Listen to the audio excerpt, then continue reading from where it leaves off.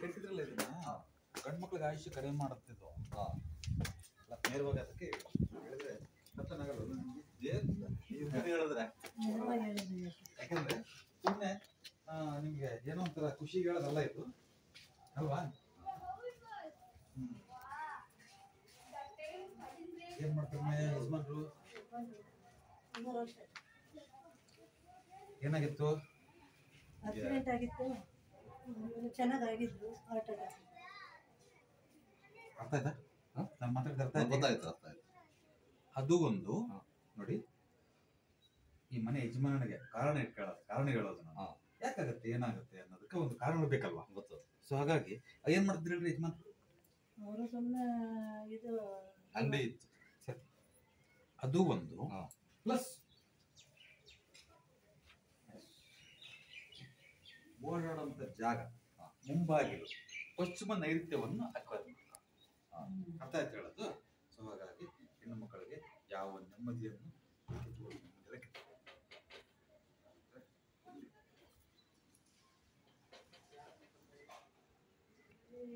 ನಾನು ನಮ್ಮದ ಬರುತ್ತಾ ಇರ್ತೀನಿ. ಇವಾಗ ನಮ್ಮ ಮೊಮ್ಮಕ್ಕಳನ್ನ ಬರುತ್ತಾರೆ.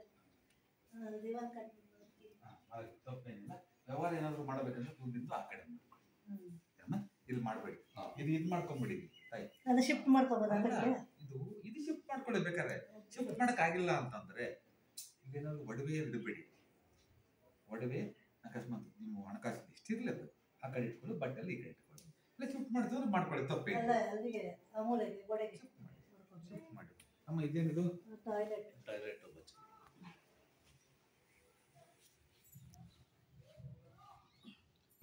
ಅಮ್ಮ ಟಾಯ್ಲೆಟ್ ಓಕೆ, ಬಟ್ ಮೇಲೆ ಇದೆಯಲ್ಲ ಇದು ಯಾವುದ್ರ ತಲೆ ಮೇಲೆ ಹಾಕೋಬೇಡಿ. ಎಲ್ಲ ನಿಮ್ ತಲೆ ಮೇಲೆ ಹಾಕೊಂಡಂಗೆ. ಅರ್ಥ ಆಯ್ತು ಹೇಳೋದು? ಎಲ್ಲ ತೆಗೆದು ಈ ಕಡೆ ಹಾಕೊಳ್ಳಿ. ಆ ಮನಸ್ಸು ಕೆಳಗೆಲ್ಲ ಹಾಕೊಳ್ಳಿ. ಅಲ್ಲಿ ಏನು ಇರ್ಕೂಡ್ದು.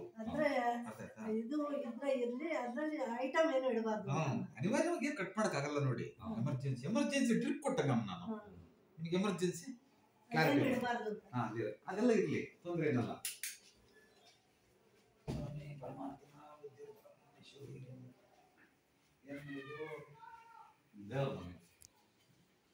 ಅದೆಲ್ಲ ಕಟ್ಟಿದ್ರೆ ದೇವ್ರು ಇಟ್ಟಿದ್ವಿ. ಇದು ಬೇಡ ಈಶಾನ್ಯದಲ್ಲಿ ತೆಗೆದಿದ್ದೀವಿ. ತೊಂದ್ರೆ ಏನಲ್ಲ. ಅದೇನೋ ಓಕೆ.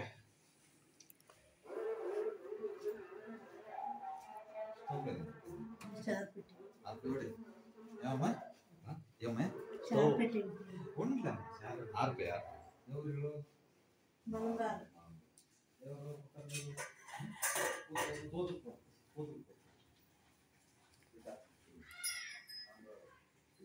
ವ್ಯವಹಾರ ಮಾಡ್ತಾರೆ. ಅಮ್ಮ ವ್ಯವಹಾರ ಮಾಡ್ತಾರೆ. ವ್ಯವಹಾರ ಅಲ್ಲ, ದುಡ್ಡು ಇಡ್ತೀರಾ?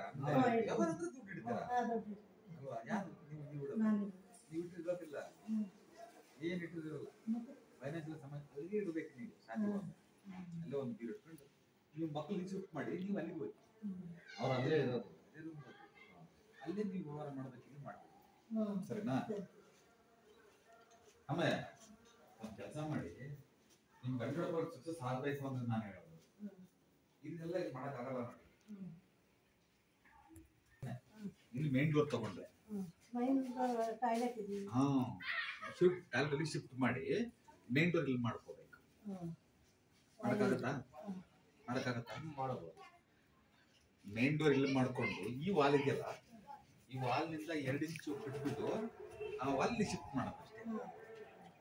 ಶಿಫ್ಟ್ ಮಾಡಿ ಇಲ್ಲಿಂದ ಬಾತ್ರೂಮ್ ಟಾಯ್ಲೆಟ್ ಲಾಕ್ ಮಾಡ್ತೀವಲ್ವಾ, ಕ್ಲೋಸ್ ಮಾಡ್ತೀವಲ್ಲ, ಹಿಂಗ್ ಮಾಡ್ಕೊಳ್ಳೋದು. ಬಂದು ಹೇಳ್ತೀನಿ, ಹಂಗ ಹೋಗ್ತಿರಲ್ವ ಒಳಗಡೆ, ಇದೆಲ್ಲ ಬಾತ್ರೂಮ್ ಟಾಯ್ಲೆಟ್ ಹಾಕ್ಬಿಡುತ್ತೆ. ಇದಾವ ಓಪನ್ ಆಗುತ್ತೆ. ಎಲ್ಲ ಓಪನ್ ಮಾಡ್ತೀವಿ, ಅದನ್ನ ಕಟ್ ಮಾಡ್ತೀವ ಅಲ್ವಾ? ಕಟ್ ಮಾಡಿದ್ರೆ ತಲೆ ಮೇಲೆ ಕಲ್ಲು ಬಂಡೆ ಇಳಿಸ್ದಂಗ ನಾನು ಯಾವ್ದಾದ್ರೆ ಇದೆಲ್ಲ ಬಾತ್ರೂಮ್ ಟಾಯ್ಲೆಟ್ ಮಾಡ್ಕೊಳ್ಳಿ. ಅವಾಗ ಈ ಆರ್ಚಿನ ಇಲ್ಲೂ ಮಾಡ್ಕೊಳ್ಳಿ. ಅರ್ಥ ಆಗುತ್ತಾ? ಆರ್ಚ್ ಏನ್ ಬೇಡ, ಹಂಗೆ ಓಪನ್ ಬಿಟ್ಕೊಂಡ್ರೆ ಓಪನ್ ಅಂದ್ರೆ ಆರ್ಚ್ ಅಂತ ಸುಮ್ ಜಸ್ಟ್ ಹಿಂಗ್ ಓಪನ್ ಮಾಡಿದ್ರೆ ಆರ್ಚ್ ಆಗುತ್ತೆ ಅಷ್ಟೇ ಅಲ್ವಾ? ಹಿಂಗ್ ಓಪನ್ ಮಾಡಿದ್ರೆ ಫಸ್ಟ್ ಕ್ಲಾಸ್ ಸಾಕೆ, ಏನೂ ಮಾಡೋದು ಅಂದ್ರೆ ಇಲ್ಲಿ ಟಾಯ್ಲೆಟ್ ಎಲ್ಲಿ ಬಂದ್ಬಿಟ್ಟು ಸೆಂಟ್ರ್ ಮಾಡಿ ಆ ಬಾಗ್ಲು ಎಲ್ಲ ಇತ್ತು ಅಲ್ಲಿ ಟಾಯ್ಲೆಟ್ ಬಾತ್ರೂಮ್. ನಾನು ಹೇಳೋದು ಅದನ್ನ ಯಾವ ಕನ್ಫ್ಯೂಸ್ ಬೇಡ ನಿಮಗೆ. ಇದು ಕ್ಲೋಸ್ ಮಾಡ್ತೀವ, ಇದನ್ನ ಈ ಡೋರ್ ತಗೊಳ್ಳಿ, ಅಲ್ಲಿಂದ ಆ ಬಾಗ್ಲಿಂದ ಆ ಒಂದು ವಾಲ್ನಿಂದ ನೋಡಿ ಇಡ್ಬೇಕಾದ್ರೆ ನೆನ್ಪಿಟ್ಕೊಳ್ಳಿ 2 ಇಂಚು ಇದರಿಂದ 2 ಇಂಚ್ ಬಿಡಿ ಸಾಕು, ಕಟ್ ಮಾಡಿಸಿ ಇಲ್ಲಿ ಆ ಡೋರ್ ಇಡಿ ಅಷ್ಟೇ. ಈ ಡೋರ್ ಇದು ಓಪನ್, ಇದು ಓಪನ್, ಯಾವುದು ಇದು ಪೂರ್ತಿ ಓಪನ್, ಪೂರ್ತಿ ಓಪನ್ನೇ. ಗೊತ್ತಾಯ್ತು, ಇಲ್ಲಿ ಆರ್ಚ್ ಮಾಡ್ಕೊಳ್ಳೋದು. ಎಲ್ಲೂ ಅಂದ್ರೆ ಅಲ್ಲಿ ಅಂತ, ಇಲ್ಲಿ 2 ಇಂಚು ಅಂದ್ರೆ ಅಲ್ಲಿ 2 ಇಂಚು ಅಂತ. ಇಲ್ಲ ಅಂತ ಅಲ್ಲ, ಇಲ್ಲ ಅಂತ ಖಾಲಿ ಸುಮ್ಮನೆ. ಇದು ಫುಲ್ ಖಾಲಿ ಅಲ್ವಾ? ಫುಲ್ ಖಾಲಿ ಮಾಡ್ಬಿಟ್ಟು ಇದೆಲ್ಲ ಪೂರ್ತಿ ಫುಲ್ ಖಾಲಿ ಅಂದ್ರೆ ಪೂರ್ತಿ ಮಾಡಕ್ ಆಗಲ್ಲ. ಇದು ಇಲ್ಲಿ ಆರ್ಚ್ ಟೈಪ್ ಮಾಡ್ಕೊಂಡ್ರೆ ನಮ್ಗೆ ಇದು ಗೋಡೆಗೂ ಸಪೋರ್ಟ್ ಇರುತ್ತೆ. ಅದಕ್ಕೆ ಆರ್ಚ್ ಅಂತ ಹೇಳೋದು. ಆರ್ಚು, ಆ ಆರ್ಚ್ ಮುಚ್ಬಿಡೋದು. ಮುಚ್ಬಿಟ್ಟು ಇಲ್ಲಿ ಬಾಗಿಲು ಇಕ್ಕಂಡಿ ಮುಂಚೆ ಡೋರ್ ತಕೊಂಬೋಣ, ಡೋರ್ ಇಟ್ಕೊಂಬೋಣ. ಇಲ್ಲಿ ಬಾಗಿಲು ಇಕ್ಕಂಡಿ ಬಚ್ಚಲು ಲೆಟ್ರಿನ್ ಬೇಕಾದ್ರೆ ಆ ಕಡೆಯಿಂದ ಇಟ್ಕೊಬಹುದು. ಲೆಟ್ರಿನ್ ಬಚ್ಚಲು ಇಟ್ಕೋಬಹುದು, ಏನ್ ತೊಂದ್ರೆ ಇಲ್ಲ. ಆ ಕಡೆಗೆ ಇಟ್ಕೊಳ್ಳೋ ಬದಲು ಇಲ್ಲಿ ಇಟ್ಕೊಂಡ್ರೆ ಬೆಟರ್. ಮನೆ ಒಳಗೆ ಇಟ್ಕೊಂಡ್ರೆ ಅದೇ ಆ ಕಡೆಯಿಂದ ಅಂದ್ರೆ ಅದೇ ಡೋರ್ ಒಳಗಡೆಯಿಂದನೇ ತಗೊಳ್ಳೋದು. ನಾವ್ ಹಿಂಗ್ ಇಟ್ಕೊಂಡಿದೀವಲ್ಲ, ಅದು ಆಪೋಸಿಟ್ ಆಗಿಂದ ತಗೊಳ್ಳಿ, ಏನ್ ತೊಂದ್ರೆ ಏನಲ್ಲ. ಇದ ತಗೋದು ಅದ್ರ ತಗೋಬಹುದು. ಸರಿನಾ? ಏನಮ್ಮ ತಾವ ಯಾರಮ್ಮ? ನಮ್ಮ ಮನೆಯವ್ರ ಈ ಬಾಗ್ಲು ಹಿಂಗೆ ಇರ್ಲಿ ಅಂದ್ರೆ ಹೇಳೋದು. ಆ ಬಾಗಿಲು ಪೂರ್ತಿ ಕಿತ್ತಾಕ್ಬಿಟ್ಟಿದಲ್ಲ, ತೆಗೆದ್ಬಿಡೋದು. ತೆಗೆದ್ಬಿಟ್ಟು ಹೊಸದಾಗಿ ಲೆಟ್ರಿನ್ ಬಾತ್ರೂಮ್ ಎಲ್ಲ ಕಟ್ಟೋದಿಲ್ರಿ. ಅದೇ ಬಾಗ್ಲಿಂದ ಬರ್ಬೋದಲ್ಲ ಒಳಕ್ಕೆ, ಬರ್ಬೋದು. ಟಾಯ್ಲೆಟ್ಗೆ ಅದಾಗಲ್ಲ, ಇದೆಲ್ಲ ಹೊಡೆದಾಕ್ತಿವಲ್ಲ. ಹೊಡೆದಾಕಿದ್ರೆ ಇದೆಲ್ಲ ಪೂರ್ತಿ ಇಷ್ಟು ರಿನೋವೇಷನ್ ಮಾಡ್ಬೇಕು. ಈ ಗೋಡೆ ಎಲ್ಲ ಕಿತ್ತಾಕ್ಬಿಡ್ತೀವಿ. ಮನೆ ಕಟ್ಟಿ ಎಷ್ಟು ದಿನ ಆಯ್ತಾಯಿ? 20 ವರ್ಷ. 20 ವರ್ಷ ಆಯ್ತಾ? ನಾನು ಫಸ್ಟ್ ಮೊದಲೇ ಬಂದ ತಕ್ಷಣ ಹೇಳಿದ್ದೀನಿ ಗಂಡ್ ಮಕ್ಳಿಗೆ ಆಯುಷ್ಯ ಕಡಿಮೆ ಆಗತ್ತೆ ಅಂತ. ಆಯ್ತಲ್ವಾ? ಅನ್ಸುತ್ತಲ್ವಾ ನಿಮ್ಗೆ?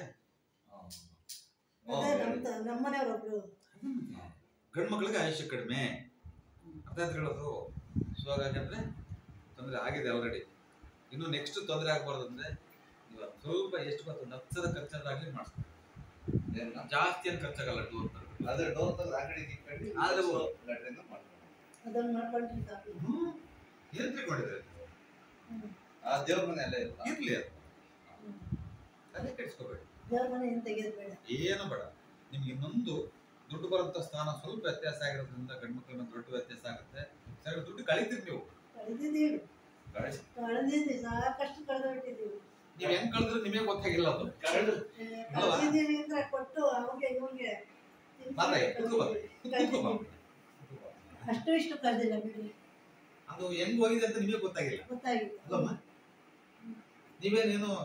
ನೀವೇನೇನು ಸೊಡೆ ಖರ್ಚು ಮಾಡೋದು ಅವೆಲ್ಲ ಏನಿಲ್ಲ. ನಿಮ್ಮವು ಯಾವ್ದು ಏನಿಲ್ಲ, ನಿಮ್ಮದು ಏನಿಲ್ಲ. ಸುಮ್ಮನೆ ಏನೇನೋ ಏನೇನಾಗಿದೆ ಹೋಗ್ಬಿಟ್ಟಿದೆ. ಯಾವ್ದು ಈಗ ಅಲ್ವಾ? ಇದನ್ನ ಸ್ವಲ್ಪ ರೆಡಿ ಮಾಡ್ಕೊಳ್ಳಿ, ಮಾಡಕ್ಕೆ ಸಾಕು. ಅರ್ಥ ಆಯ್ತಾ?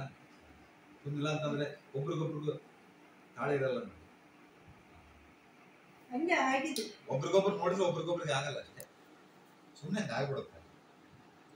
ಆಯ್ಮೇಲೆ ಕೆಟ್ಟರು ಅಂತಲ್ಲ, ಇವ್ರು ಕೆಟ್ಟರು ಅಂತಲ್ಲ, ನೀವು ಕೆಟ್ಟರು ಅಂತಲ್ಲ. ಇರ್ಲಿ, ಒಬ್ರಿಗೊಬ್ರು ಸುಮ್ಮನೆ ಮನಸ್ತಾಪ ಆಗ್ಬಿಡುತ್ತೆ.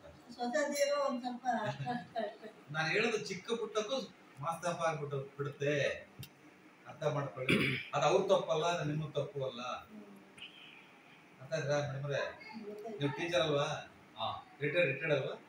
ನೋಡಿ, ರಿಟೈರ್ಡ್ ಟೀಚರ್ ನಿಮ್ಗೆ ಅರ್ಥ ಆಗತ್ತಾಗಲಿ ನಾನು ಮಾತಾಡೋದು. ಅತಿ ಸೂಕ್ಷ್ಮವಾಗಿದ್ರೆ ಅರ್ಥ ಆಗತ್ತೆ ಅಂದ್ಕೊಂಡಿದ್ದೆ ನಾನು. ನಾನು ನೇರವಾಗಿ, ಯಾಕಂದ್ರೆ ನೇರವಾಗಿ ಮಾತಾಡಿದ್ರೆ ಬೇಸರ ಆಗತ್ತ.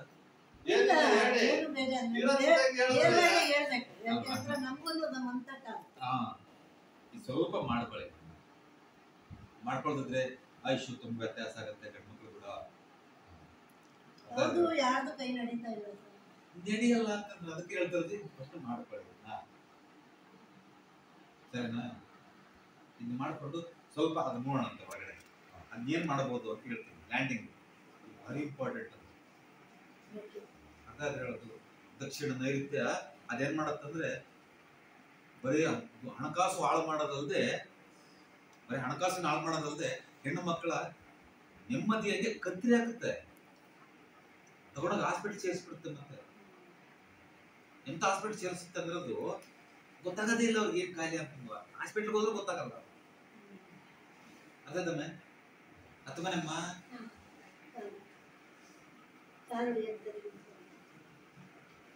ನಾನು ಕೇಳೋದು ಸ್ವಲ್ಪ ನೋಡ್ಕೊಳೋಣ. ಫಸ್ಟ್ ಇದು ಮಾತ್ರ ಭಾರಿ ಇಂಪಾರ್ಟೆಂಟ್. ನೀವ್ ಎದುರಿಗಿದ್ದು ಅದು ಸ್ವಲ್ಪ ನೋಡ್ಕೋಬೇಕಾಗ್ತದೆ. ಯಾಕಂದ್ರೆ ಅದು ನಿಮ್ಮ ಮೇಲೆ ಭಾರಿ ಶಕ್ತಿ ಇಲ್ಲ.